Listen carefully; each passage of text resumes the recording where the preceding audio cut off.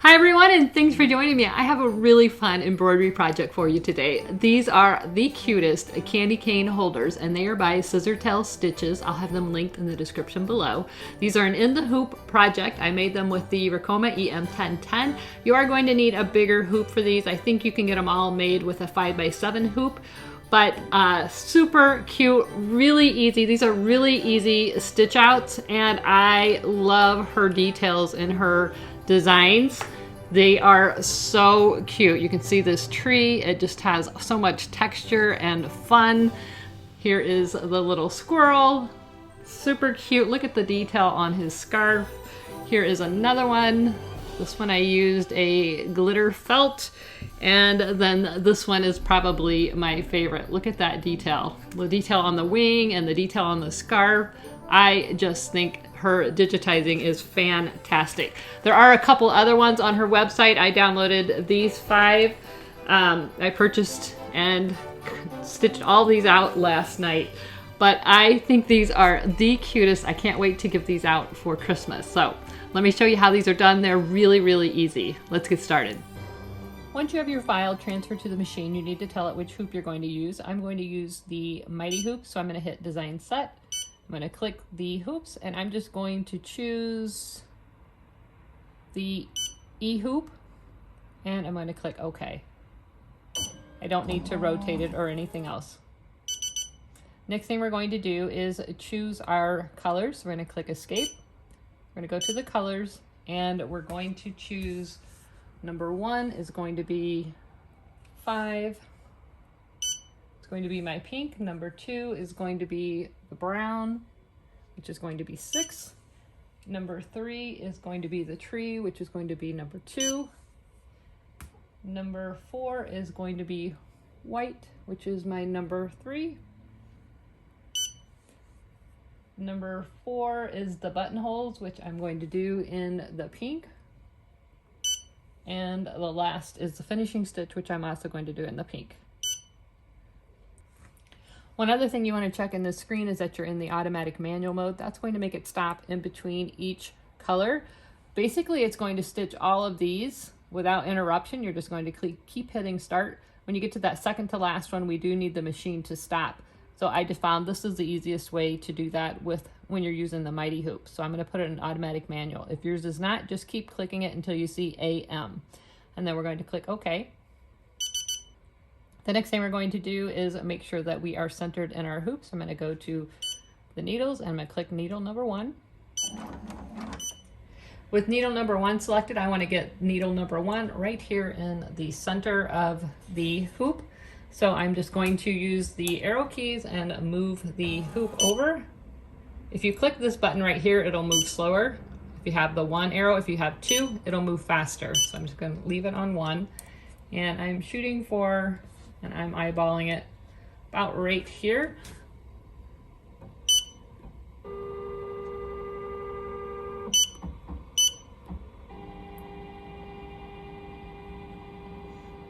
There we go. So this is my center point on my Mighty hoop. This is my center point on my Mighty hoop. So about, okay, gotta go back just a little bit more. That looks pretty good. So now I'm going to lock the machine. Click OK and trace.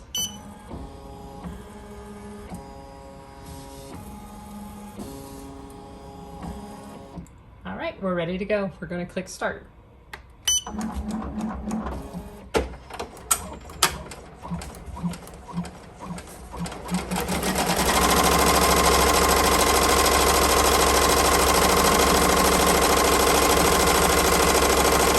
Step 1 is our outline. That's where our fabric needs to go. So I am using this glittered felt, and I'm just going to place that over, making sure that the entire outline is covered. You can tape it down if you want.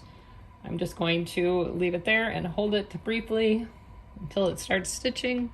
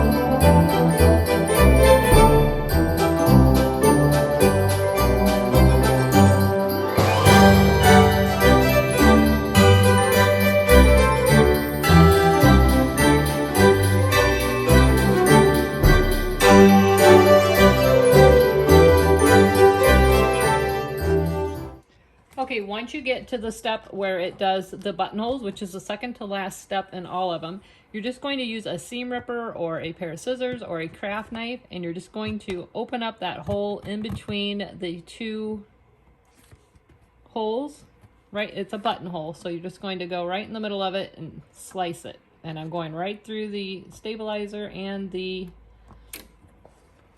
it might take it off, that might be easier to see. So here is the hole. I'm just going to put my seam ripper in right in the middle and just open that hole up just like that.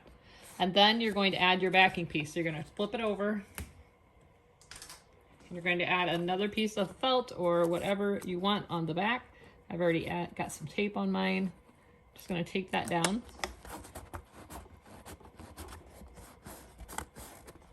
I'm going to put it back on the machine. Being very careful not to mess that back side up. I'm just kind of holding it flat. Double check, make sure it's staying flat, and sew your last stitch.